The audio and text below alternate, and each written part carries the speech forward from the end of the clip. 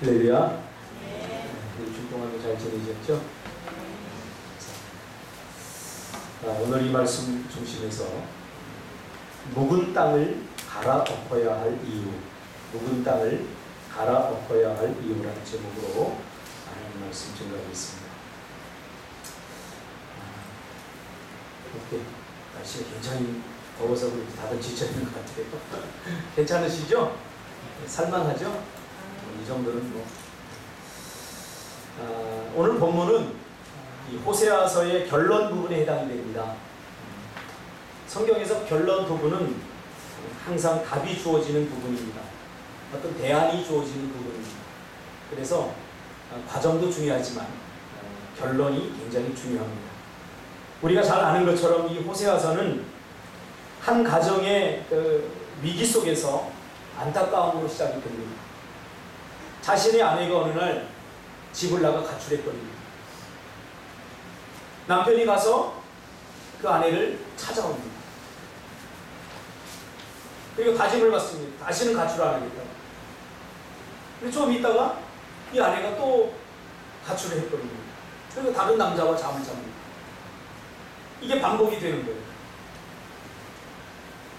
여러분, 남편의 입장에서 참 이거 얼마나 고통스럽고 힘겨운 일입니까?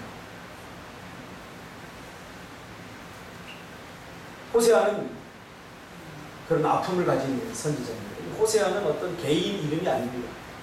호세아라고 하는 어떤 선지자, 그러니까 개인 이름이 아니라 어떤 호세아가 주는 어떤 의미가 있습니다. 하나님께 묻고 따지죠. 하나님 어떻게 됩니까? 하나님은 다시 설득합니다.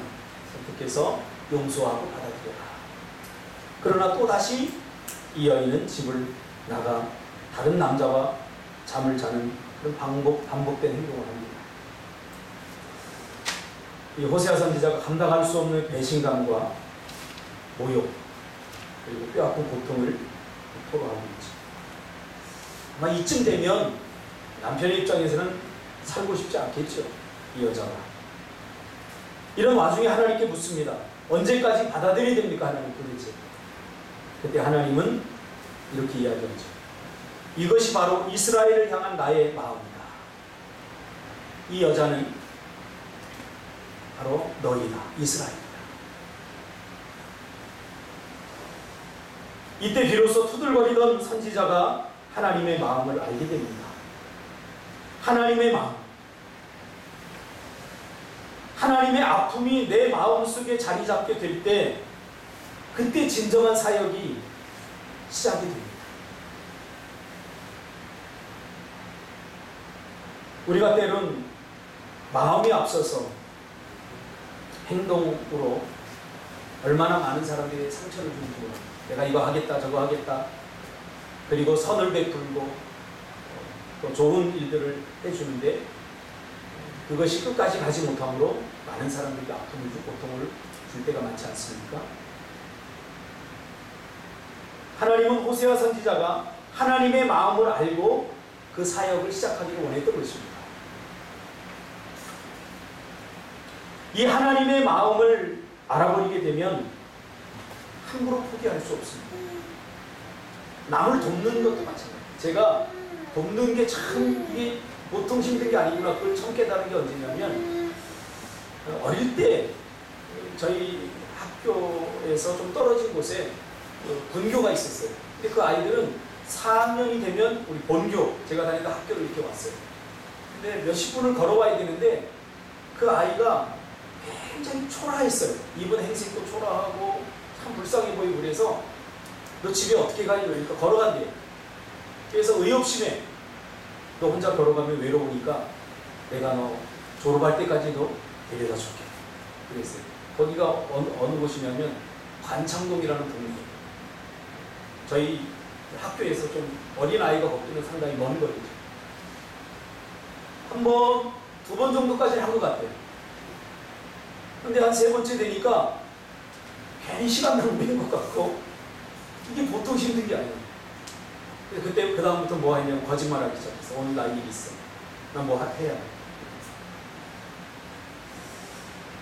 두 번 한 것도 참 잘한 거지만 그때 제가 이 돕는 것 참 이게 쉬운 일이 아니다. 하나님의 일도 마찬가지. 오늘 하나님은 호세아 선지자를 사용하기 전에 그의 어떤 의욕이나 그가 가지고 있는 사명감 그것을 온전하게 하기 위해서 하나님은 먼저 하나님의 마음을 알기를 원했던 겁니다. 하나님의 마음이 어떤 마음입니까?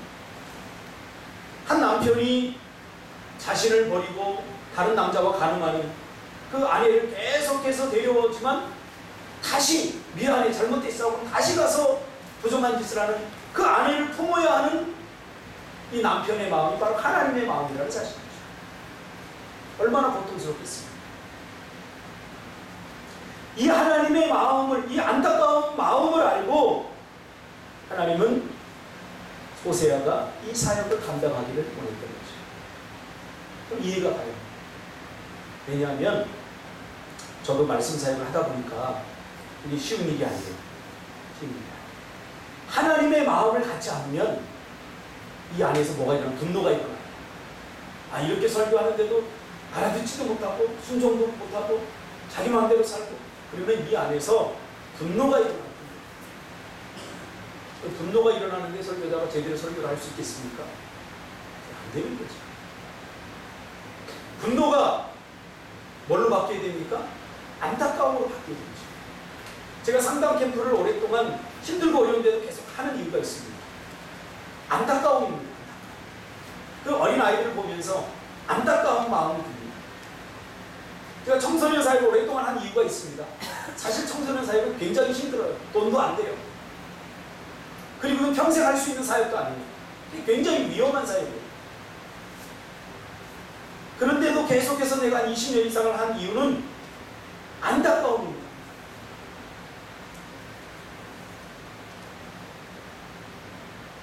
하나님 호세아가 이 하나님의 안타까운 마음을 품고 그의 사역을 감당하기를 원했던 것입니다.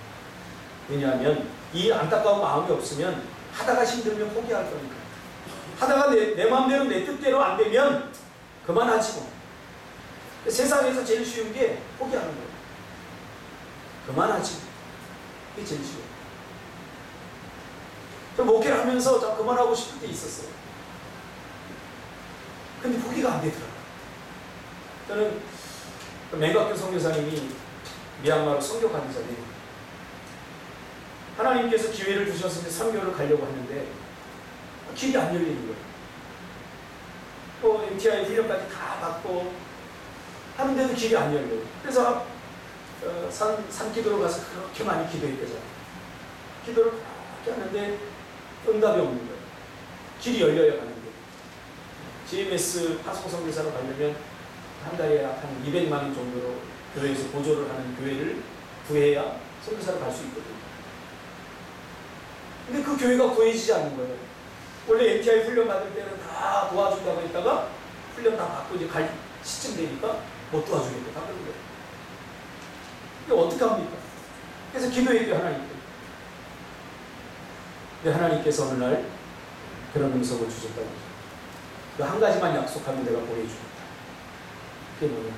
너 미얀마에 가면 미얀마 사람들을 내 대신 사랑해줘. 내 대신 사랑해줘.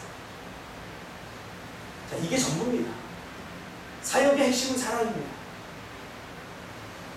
신앙생활의 핵심도 사랑입니다. 사랑이 없으면 아무것도 안 되는 거예요. 아무것도. 괜히 일한다고 주의 일을 한다고 얼마나 많은 사람이 상처를 입힙니다. 사랑하지 않으면 사역이 안 됩니다. 하나님은 호세아가 이 마음을 갖기를 원했던 거예요. 그렇지 않으면 하나님의 말씀을 증거하다가 말씀을 듣지 않는 이스라엘 백성들 향해서 분노하고 그를 저주할 거 아니에요.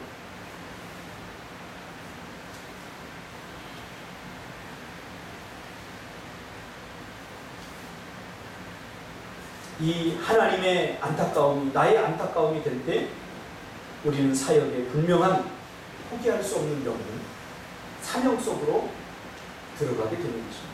이것이 곧 사명의 길이죠. 사명의 길이란 그렇게 대단하지 않습니다. 그냥 가는 길입니다. 하나님이 가라고 하는 길은 그냥 가는 길입니다. 어떤 자신의 기쁨이나 유익을 구해서는 안 됩니다. 그냥 하나님이 하라고 하면 그냥 하는 것입니다. 하나님의 이 가슴 아픈 사랑을 깨달은 사람은 그냥 가죠. 그 후로 호세아는 전혀 가능성이 보이지 않는 북이스라엘 사람들에게 회개할 것을 외칩니다. 그러나 북이스라엘 사람들은 전혀 반응이 없죠. 속이 경이돼. 너는 계속해서 떠들어라. 우리는 우리의 인생을 살겠다. 마이웨이 하겠다. 그렇죠. 사실 호세아 선지자는 북이스라엘이 가장 정치적으로 경제적으로 번영하던 시기 19대 왕인 여로보암 2세 때 활동하던 선지자입니다. 호세아라고 하는 이름 자체도 여호와는 구원이시다 이런 말이에요. 그러니까 하나님께서 이스라엘을 구원하겠다는 의지를 담은 이름입니다. 그런데 현실은 그렇지 않습니다. 전혀 구원받지 못할 것 같은 그런 삶을 이스라엘 백성들이 사는 거죠. 이게 제일 보통 게예요. 어느 정도 가능성이 있는 사람 가르치는 거 때로는 힘이 나요. 근데 가르쳐도 안 될 것 같은 사람들 가르치는 것은 절망이고 고통입니다. 하나님의 말씀도 마찬가지입니다. 어느 정도 반응을 하고 구원을 받을 것 같은 그런 사람들에게 하나님의 말씀을 증거하는 것은 희망이고 기쁨이죠.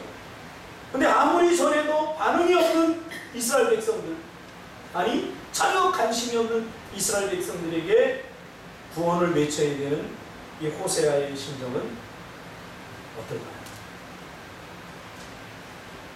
호세아 선지자를 하나님께서 북이스라엘에 보낸 것은 단순히 멸망시키기 위해서랍니다.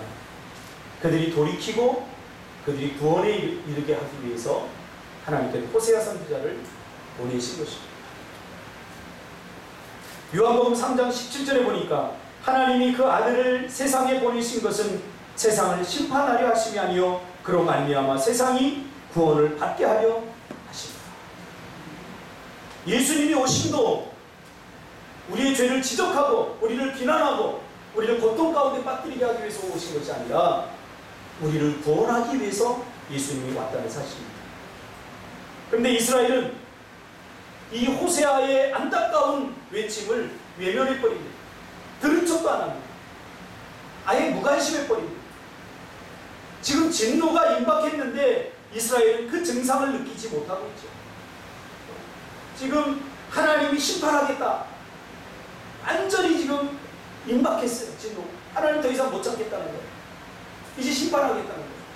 너희들 돌이켜야 된다는 거예요. 그 안타까운 마음을 가지고 호세아가 전하고 있는데 이스라엘 백성들은 관심이 없어요. 너는 계속 떠들어라.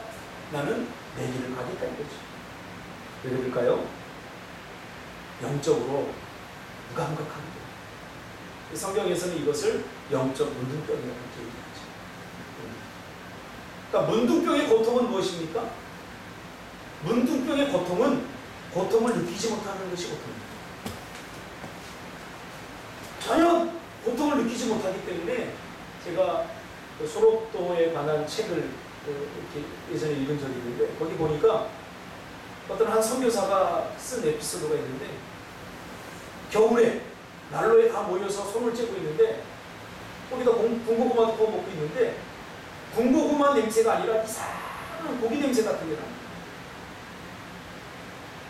이렇게 보니까 그 문둥병에 걸린 한 사람이 손이 이렇게 난로에 이렇게 대서 손이 익어가는데도 그 고통을 느끼지 못해요. 손이 막 타들어가는 그 냄새가 커집니다. 그리고 감각이 있다는 것은 축복입니다. 난로에 손을 대면 뜨거워야 딱 내가 살죠. 감각을 느끼지 못하는 거예요. 영적으로도 마찬가지입니다. 영적으로 어떤 느낌이 오고 어떤 센스가 오고 작동을 해야 됩니다. 아, 지금 기도해야 될 때구나. 지금 예배해야 될 때구나. 지금 회개해야 될 때구나. 지금 돌이켜야 될 때구나. 지금 일해야 될 때구나. 이거 다 영적 센스가 하는 역할 아닙니까? 근데 이스라엘은 이 센스가 고장나버렸어요. 자각을 할 수 없는 거예요. 그러니까 아무리 호세아 선지자가 안타까운 마음으로 너희들 돌이켜야 된다라고 이야기하지만 그들은 한 귀로 듣고 한 귀로 흘렸거든요. 그런 의미에서 비전을 갖는 것은 굉장히 중요하죠. 비전은 시각적 자각 증상 아닙니까? 비전은 뭐예요? 보는 거예요. 하나님의 눈으로 나의 미래를 보는 거죠. 그러면 내가 지금 이렇게 살아서 되겠는가? 자각할 수 있지. 야, 내가 이렇게 게으르게 살아서 되나? 내가 이렇게 아무 생각 없이 살아서도 되나? 이렇게 살면 내 5년 후가 어떻게 될까? 내 10년 후가 어떻게 될까? 비전을 가진 사람만이 이것을 깨닫게 돼요. 비전 있는 사람은 바로 시각적으로 이 자각 증상을 갖게 됩니다.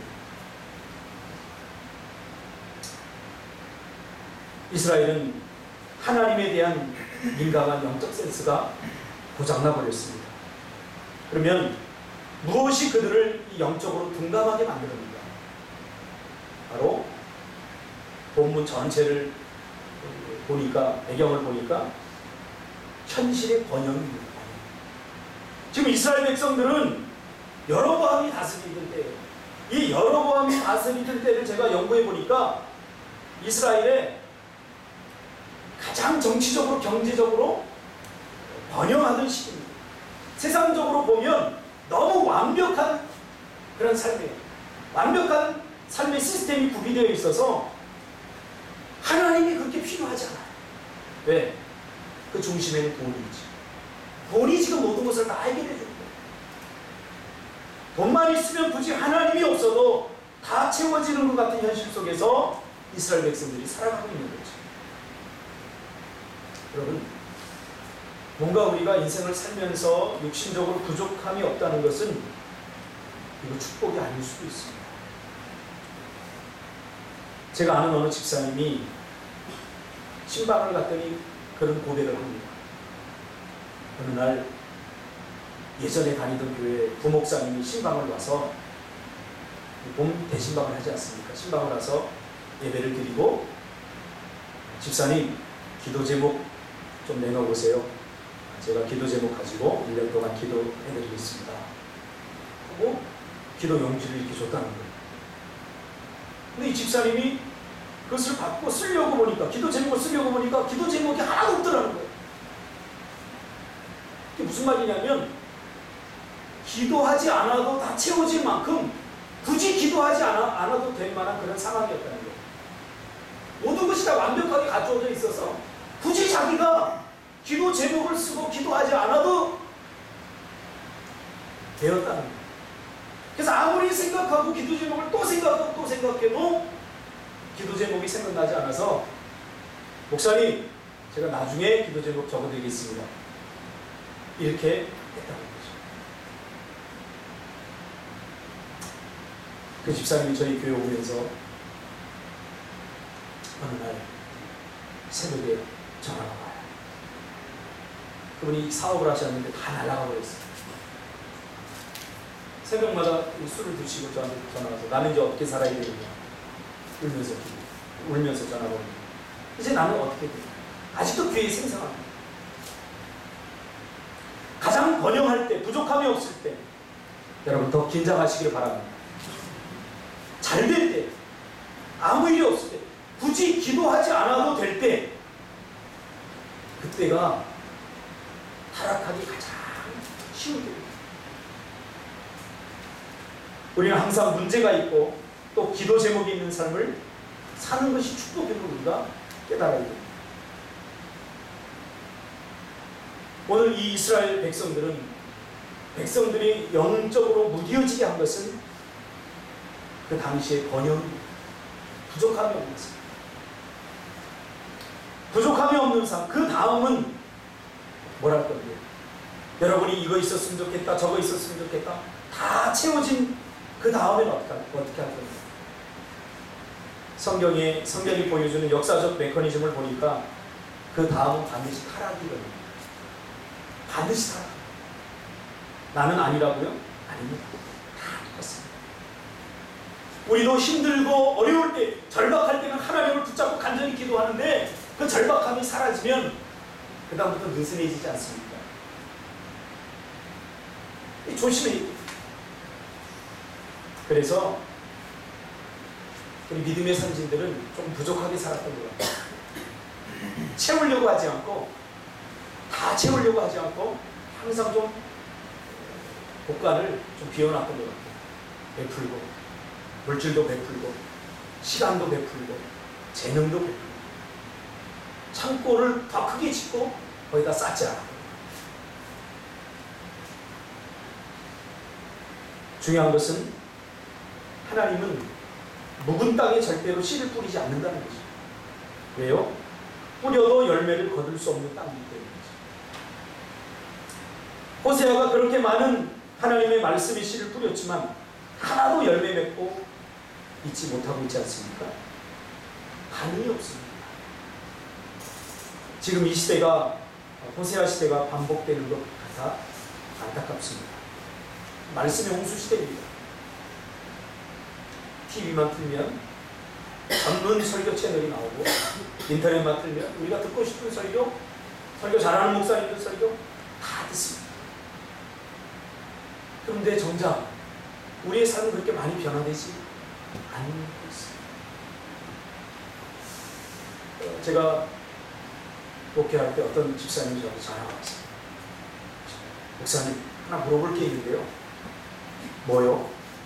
우리 교회 목사님 이렇게 설교하는데 이게 맞는 거예요? 제가, 그걸 왜 저한테 물어보십니까? 그랬어요. 당신네 교회 목사님한테 물어보지 왜 그걸 저한테 물어보십니까? 저는 그 의도를 분명히 알기 때문이죠. 제가 많이 겪었어요. 사람은 오늘 엘리야가 외쳤던 것처럼 여호와가 신이시며 그만을 섬겨야 됩니다. 사람들이 안에 가지고 있는 이 교묘함이 뭐냐면, 결국은 이 사람 말도 듣고 저 사람 말도 듣는 것은 아무 말도 듣고 싶지 않습니다. 결국은 자기가 하고 싶은 대로 하고 싶어요.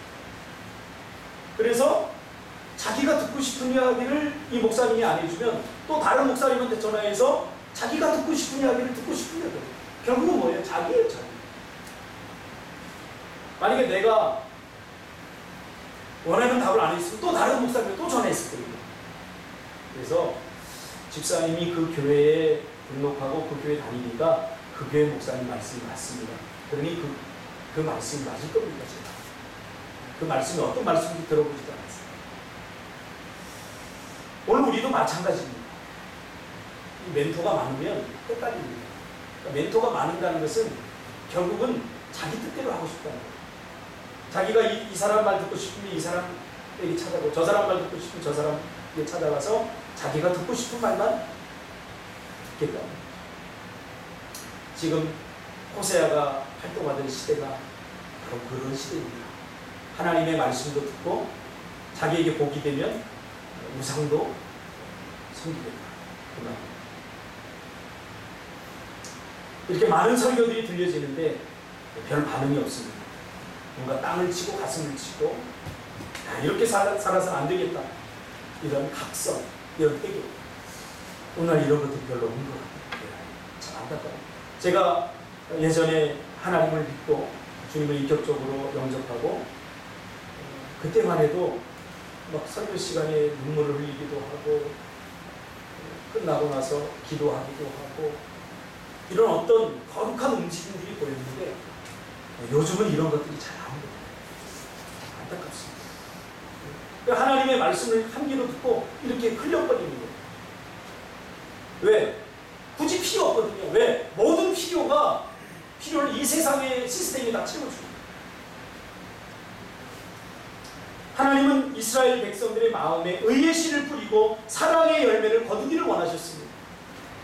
그러나 묵은 땅이라 의가 심겨지지 않는 거예요. 그러니까 묵은 땅이 의미하는 게 뭡니까? 내 생각이 아니라 성경의 답은 항상 성경에서 찾아야 됩니다. 이 묵은 땅이라고 하는 단어가 나온 게 예레미야서입니다. 예레미야 4장에 보면 묵은 땅이라고 하는 개념, 이 땅 개념이 처음 나와요. 예수님도 네 가지 땅의 비유를 했죠. 이 네 가지 땅의 비유를 할 때 아마 예수님이 염두에 두었던 이 묵은 땅 개념을 예레미야에서 가져왔을 것입니다. 이 묵은 땅이 의미하는 것은 예레미야서 전체를 통해서 볼 때 이스라엘 백성들의 강팍하고 완고한 마음, 선지자들이 말씀을 전하지만 그 말씀에 무관심한 이스라엘 백성들의 강박하고 완고한 마음을 묵은 땅이라고 표현했습니다. 여러분, 이럴 경우는 어떻게 되죠? 에레미야 선지자가 눈물의 선지자입니다. 눈물의 선지자. 아무리 하나님의 말씀을 들어도 외쳐도 강팍하고 완고해서 관심을 갖지 않고 너는 계속해서 떠들어 우리는 우리 삶을 살 거야 라고 하는 이 세대의 선지자들은 도대체 어떻게 해야 되죠? 그래서 에레미야 선지자가 별명이 눈물의 선지자입니다. 울 수밖에 없지 않습니까? 여러분, 자녀가 말을 안 들을 때 어떡합니까? 처음에는 야 그렇게 하면 안 된다 말을 하죠. 그래도 안 들으면 어떻게 됩니까? 때립니다. 혼냅니다. 그래도 안 들으면 어떻게 되죠? 포기합니까? 부모는 포기 안 하죠. 울어야죠. 안타까운 마음을 가지고. 나 저렇게 살면 안 돼. 주일학교 교사는 이 마음을 갖고 여러 초등학교를 해드립니다. 걔는 말 잘 안 돼요. 울 수밖에 없죠. 그래서 에레미야 선지자가 눈물의 선지자, 이 시대에 에레미야 시대에 선지자들이 눈물의 선지자다 그러면 당시에 이스라엘 백성들이 가장 그 마음이 강박한 상태를 드러내는 하나의 사인입니다. 때려도 안 돼요. 말로 해도 안 돼요. 어떻게 됩니까? 울어요.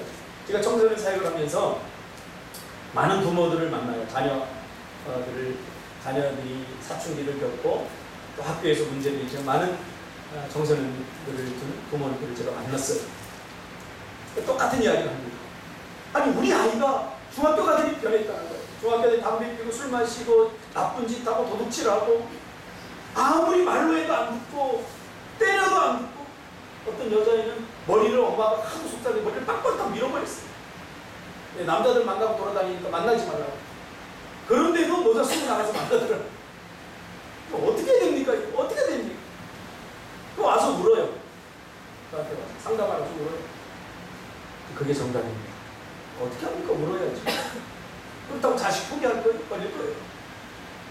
그래서 눈물이라고 하는 것은 안타까움이 있어요. 오늘 호세아 선지자는 지금 이런 강팍한 시대에 하나님의 말씀을 들고 섰으니 이게 전하고 싶겠어요. 부딪혀 오는데 말씀을 전하면 부딪혀 오고 이 단계가 지나면 아이 무관심한데 그 소리 또 하는구나. 이렇게 이스라엘 백성들의 마음이 강팍하고 완고해져 있습니다. 여러분, 죄가 마음에 들어오면 마음이 강팍해지고 완고해지고 고집스러워지고, 그래서 너무 딱딱해서 하나님의 의의 씨가 들어올 수 없습니다. 여러분, 우리가 반드시 기억해야 될 것은 씨를 뿌리는 분은 하나님이시지만 그 씨를 품고 받아들이는 것은 나의 몫입니다. 아닙니까? 하나님이 씨를 뿌리면 자동적으로 그 씨가 다 발아하는 것입니까? 나는 아무것도 하지 않는데 그 씨가 발아합니까? 이거는 구원론을 잘못 이해하는 거예요. 내가 아무것도 하지 않는데 구원이 자연적으로 이루어집니까? 그렇지 않습니다. 반응이 필요합니다. 하나님의 말씀에는 반응이 필요합니다. 예수님께서 누가복음 8장에 혹은 마태복음에 씨 뿌리는 비유를 했습니다. 길가밭, 돌짝밭, 가시떨기밭, 좋은 땅에 씨를 뿌린다고 이야기합니다.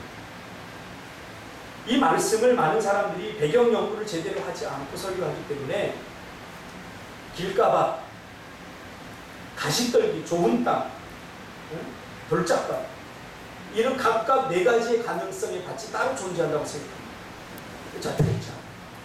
예수님이 이 네 가지 비유 밭을 설명할 때는 예수님이 그 당시에 팔레스타인 땅에 농사짓는 땅을 보고서 이 비유를 들었거든요.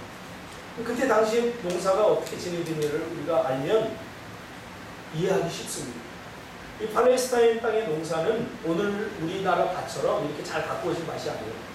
어떤 조그만 동산이 있으면 이렇게 씨를 뿌리기 위해서 이렇게 치우겠죠. 돌 같은 게 돌을 치우면 버릴 것이 마땅하지 않으니까 한 곳에 이렇게 큰 바위, 제주도 땅처럼 이렇게 모아놓겠죠. 그렇죠? 모이겠죠. 또 한쪽으로는 또 사람들이 지나다니는 길가이기 때문에 계속 지나다니는 곳은 딱딱해져서 길가가 되는 거예요. 그리고 한쪽에는 이 가시떨기가 또 자라기도 하고. 그러니까 이 한 밭 안에 이 네 가지가 같이 공존하는 밭입니다. 따로따로 존재하는 게 아니에요. 왜냐하면 누가 길가에다 씨를 뿌리겠습니까? 누가 돌짝밭에다 누가 씨를 뿌리겠어요? 그러니까 이런 밭인데 농부가 씨를 뿌리다 보니까 잘못해서 어떤 씨앗은 길가에 떨어지기도 하고, 어떤 씨앗은 돌짝밭에 떨어지기도 하고, 어떤 씨앗은 가시떨기에 떨어지기도 하는 거죠. 이게 굉장히 중요한 게 뭐냐면 우리의 마음 안에 이 네 가지 밭이 다 공존한다는 사실, 다 존재합니다. 근데 무엇에 따라 달라지느냐? 예수님은 이 비유를 말씀하시면서 이 말씀을 듣고 어떤 반응을 보이느냐에 따라서 좋은 땅이 될 수 있고 길가, 돌짝, 가시떨기가 될 수 있다고 말하는 거예요. 하나님의 말씀을 듣고 그 말씀대로 순종하고 행하는 것, 즉 반응을 보이는 사람은 좋은 땅이라는 거예요. 그러니까 우리가 하나님의 말씀을 듣고 반응하느냐 하지 않느냐, 이것이 굉장히 중요합니다. 그러므로 우리의 구원은 시간적으로 가능성으로서의 구원입니다. 오늘 한국교회가 이 구원론이 좀 잘못돼서 나는 구원 받았다 이렇게 결론을 내버려요. 그러니까 나 구원 받았으니까 함부로 죄져요. 죄에 대해서 그렇게 대수롭게 생각 안 해요. 왜? 회개하면 되니까. 지금 이스라엘 백성들하고 똑같아요. 호세아의 아내하고 똑같아요. 호세아의 아내가 어땠습니까? 남편이 데려오면 용서해주면 그 용서의 감격, 용서하기 위해서 누군가의 희생이 필요하고 누군가의 가슴 아픔이 필요하고 누군가의 절대적인 고통이 필요하지 않습니까? 용서하기 위해서는. 그런데 그 고통, 그 남편의 입장에서 얼마나 고통스럽겠어요. 바람핀 그 아내를 용서하는데. 그런데 그래 내가 잘못해, 다음부터 안 그럴게. 그리고 또 나와버려요. 아무 생각 없이. 이것이 또 고통 아닙니까? 정말 용서해줬으면 그 용서에 대한 감격과 남편이 나를 이렇게 사랑하는구나, 나를 위해서 이렇게 희생해 주는구나, 나를 위해서 이렇게 헌신하는구나, 그러면서 다시는 그런 죄를 짓지 않아야 되잖아요. 죄를 짓더라도 피 흘리기까지 싸워야 되잖아요. 근데 그거 없이 그냥 바로 또 나가버려요. 왜? 다음에 또 용서받으면 되니까. 오늘 우리도 죄에 대해서 이렇게 생각할 수 있지 않습니까? 오늘 한국교회의 문제가, 제가 한 10년 정도 목회를 해보니까 성도들이 이런 생각을 많이 하는 거예요. 죄? 뭐 하나님 앞에 회개하면 되는데. 그러니까 함부로 말하고 함부로 상처 주고 함부로 무책임한 행동하고 이렇게 됐거든요. 뭐 호세아 시대와 뭐가 다르냐 말이에요. 함부로 죄지. 두렵고 떨림으로 구원을 이루어야 됩니다. 성령의 인도하심에 따라 적극적으로 자기 자신을 내어드려야 됩니다. 그래서 우리는 자기 포기 선언을 해야 됩니다. 예수를 믿는 순간부터 우리는 자기 포기 선언을 해야 됩니다. 나는 죽었다. 혹은 나는 날마다 죽는다. 나는 이미 죽었고 나는 날마다 죽는다. 이것이 신앙생활의 전부입니다. 신앙생활은 이게 아니에요. 날마다 자기를 죽이는 거예요. 자기 감정, 자기 자존심. 내가 살아있으면 안 돼. 내가 살아있으면 주님의 일한다고 결국 자기 드러내는 일을 하는 거예요. 나는 철저히 죽어줘요. 나는 날마다 죽어요. 나는 없어요. 근데 나는 날마다 나는 없습니다. 이 포기 선언을 해야 됩니다. 그래서 갈라디아서 5장 24절에 보니까 그리스도 예수의 사람들은 육체와 함께 그 정과 욕심을 십자가에 못 박았느니라. 이동훈 목사님이 쓴 책을 보니까 자기가 십수년, 몇십 년을 목회를 30년 이상 했는데 그동안 많은 성도들을 만났다는 거예요.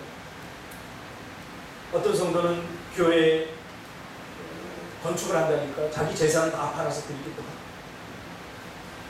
어떤 성도는 헌금이 없으니까 자기 장기를 팔려고 막 또 알아보기도 하고 하는 그런 성도도 많아요. 별 성도를 다 만났다는 거예요. 그런데 일평생 목회하면서 이런 성도는 못 만나고 자기 자존심을 하나님께 드리면서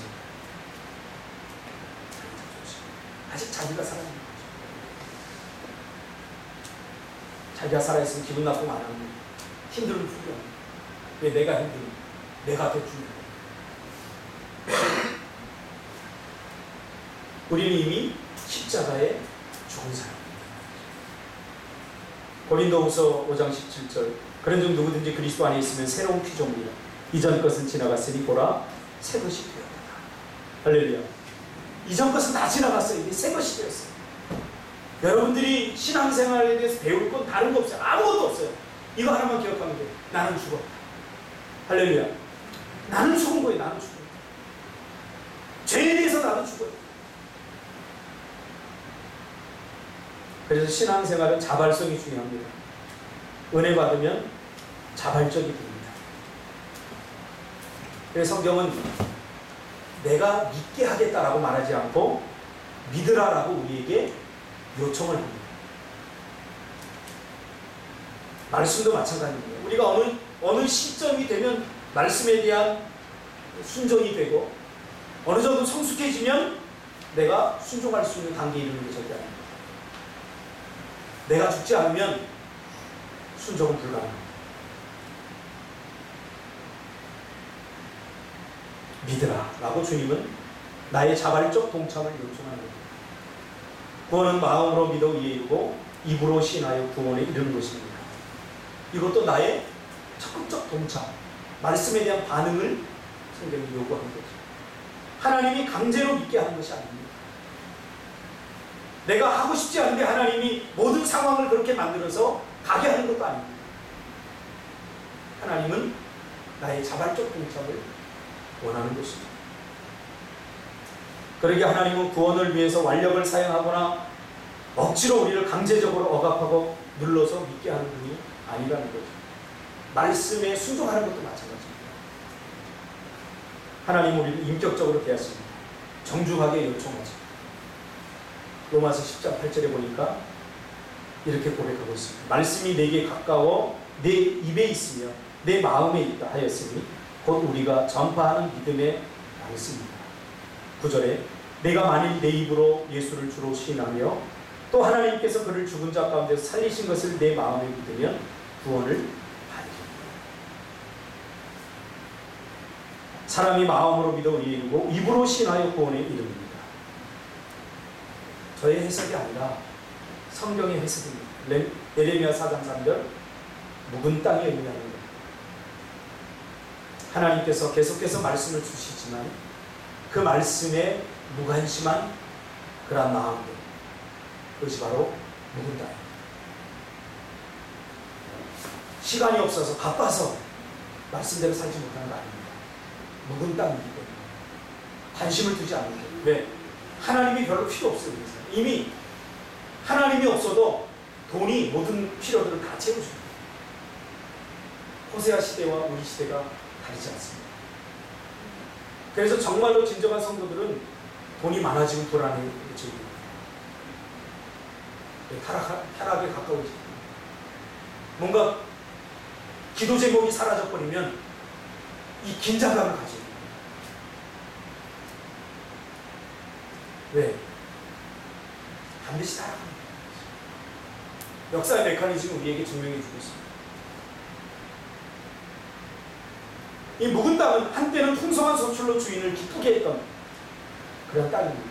그런데 지금은 하나님을 멀리하고 말씀을 멀리하고 우상을 숭배하고 하나님의 마음을 아프게 함으로 하나님과 멀어져서 그 마음이 딱딱하게 굳어버린 상태가 되었습니다. 어떤 말씀도 뚫을 수 있는 것을 허락하지 않을 만큼 내 마음이 완고해지고 고집스러워졌습니다. 그래서 예레미야는 울었던 것입니다. 너무 안타까우면 울음밖에 나오지 않는 거죠. 이스라엘은 죄를 지어서 망한 것이 아니라 죄를 짓고도 회개하지 않아서 망한 것입니다. 구원받은 사람은 반드시 회개가 있습니다. 우리의 기도의 대부분은 하나님 뭘 주십시오, 주십시오가 아니라 내가 정말로 하나님 뜻대로 온전히 지금 잘 살고 있나, 우리 자신을 돌아보며 자각하며 회개하는 데 사용됩니다. 그 회개가 있는 마음에, 갈아엎어진 마음에 하나님의 의가 심겨집니다. 묵은 땅이란 하나님의 말씀에 반응하지 않는 완고하고 완악하고 고집스러운 마음입니다. 반응한다는 것은 듣고 행한다는 거죠. 그래서 마태복음 7장에 신앙의 기초에 대해서 예수님이 설명하고 있죠. 여러분, 신앙의 기초가 뭡니까? 신앙의 기초는 말씀입니다, 기도입니다, 예배입니다. 이런 사람들은 성경을 잘 읽어보지 않은 사람들입니다. 언제 성경에서 신앙의 기초가 말씀이고 기도고 예배고 그거라고 말하고 있습니까? 예수님 분명히 마태복음 10장에서 신앙의 기초는 말씀을 듣고 행하는 거라고 분명히 말하고 있습니다. 마태복음 7장이 그러므로 결론을 짓습니다. 5장, 6장, 7장, 5장부터 이야기한 것의 결론을 7장에 짓습니다.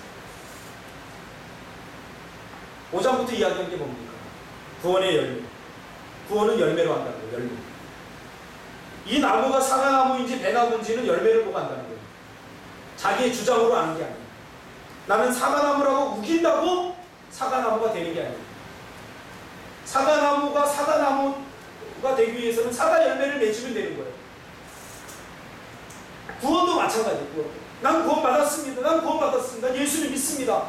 하고 아무리 외쳐도 구원이 이루어지는 게 아니라는 거예요. 구원의 열매를 맺힌 사람만이 구원을 받을 수 있다는 거죠. 저는 여기서 천박하게 내가 누구는 구원 받고 구원 받지 못하고 이것을 이야기하고 싶은 게 아니에요. 예수님께서 분명히 나의 이 말을 듣고 행하는 자는 그 집을 반석 위에 지은 지혜로운 사람 같으니 라고 분명히 말합니다. 그러니까 신앙의 기초는 하나님의 말씀을 듣고 그 말씀대로 순종하는 것. 즉 하나님 말씀이 들려올 때 반응하는 겁니다. 지금 호세아 시대는 반응하지 않습니다. 그리고 지금 이 시대도 잘 반응하지 않습니다. 믿음은 듣고 행하는 것입니다. 야고보서 2장이 분명하게 믿음에 대해서 말해줍니다. 2장 14절에 내 형제들아 만일 사람이 믿음이 있노라 하고 행함이 없으면 무슨 유익이 있으며 그 믿음이 능히 자기를 구원하게 되리라. 17절에 이와 같이 행함이 없는 믿음이 그 자체가 죽은 것이다. 21절 우리 조상 아브라함이 그 아들 이삭을 제단에 바칠 때에 행함으로 의롭다 하심을 받은 것이 아닙니다. 내가 보거니와 믿음이 그의 행함과 함께 일하고 행함으로 믿음이 온전케 되느니라. 그러면서 25절에 기생 라합에 대해서 이야기하죠. 기생 라합이 사자들을 접대하여 다른 길로 나가게 할 때에 행함으로 의롭다 하심을 받은 것 아닙니다. 그러면서 결론 짓죠. 영혼 없는 몸이 죽은 것 같이 행함이 없는 믿음은 죽은 것입니다. 오늘날 한국교회가 사는 비결, 내가 사는 비결은 종교적 삶을 멈추고 이제는 말씀대로 살아가야 됩니다. 말씀대로 살아가기 위해 발버둥 쳐입니다. 제가 목회를 하고 가장 많이 들은 말이 무슨 말인지 아십니까? 목사님, 내가 어떻게 살아야 되는 건 알아요. 근데 어떻게 그렇게 살죠? 이 말씀을 귀가 닳도록 들었어요.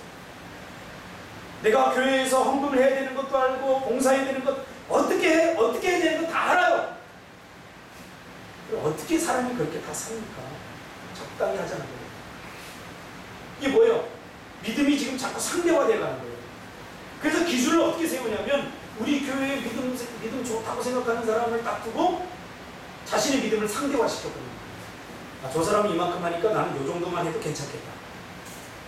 믿음은 절대화시켜야 돼요. 믿음은 절대 상대화시킬 수 없어요. 이게 우상이에요. 하나님과 나 사이에서 믿음은 절대적인 거지. 저 사람이 내가 믿음 저 사람 좋다고 생각하는 저 사람이 이 정도 하니까 나는 이 정도만 해도 되겠다. 이게 상대화시키는 믿음이 아니에요. 자기가 그렇게 생각하는 거지. 오늘날 한국교회가 무너지고 한국교회 성도들이 무너지는 이유가 믿음을 자꾸 상대화시키기 때문에. 오늘날 말씀대로 사는 사람들이 어디 있어? 내가 보니까 장로들 교회에서 다 술 먹더라.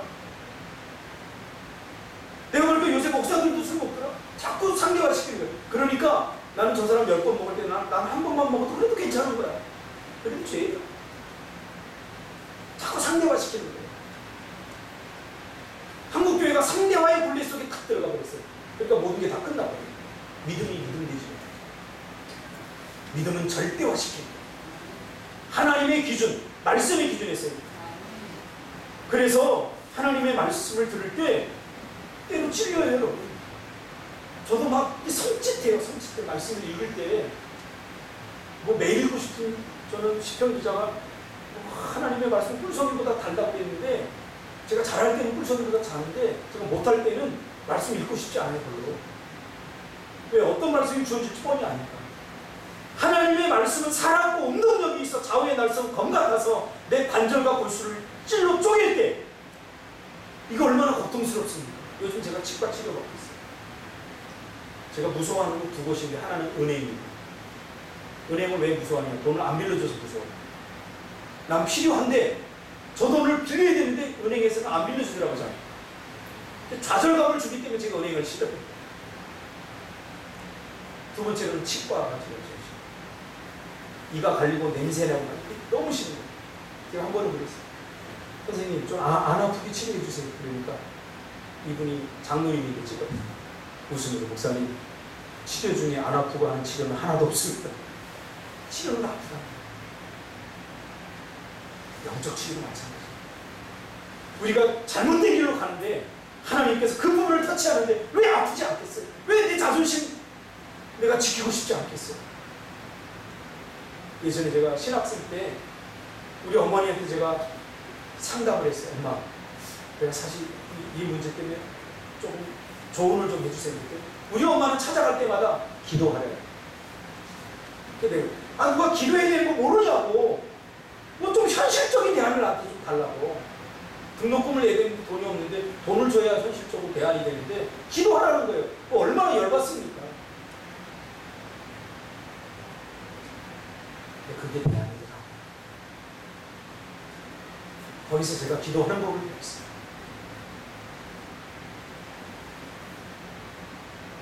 그래서 나중에 말다툼이 되다가 돈이 없으니까 등록금을 못 주는 거예요. 제가 막 화가 나잖아요. 그래서 어머니가 그래도 기도해야 되겠다. 나 기도 안 할 거라고. 신학생이거든요. 그러니까 어머니가 뭐라고 하면 내 기도도 되고 너 기도 안 하면 큰일 나. 너 죽을 수도 있어. 저도. 그래서 내가 얼마나 이 마음이 완악하고 불박한지. 그래, 하나님 뭐 등록금도 안 주는 하나님 나 죽겠다고 그랬어. 다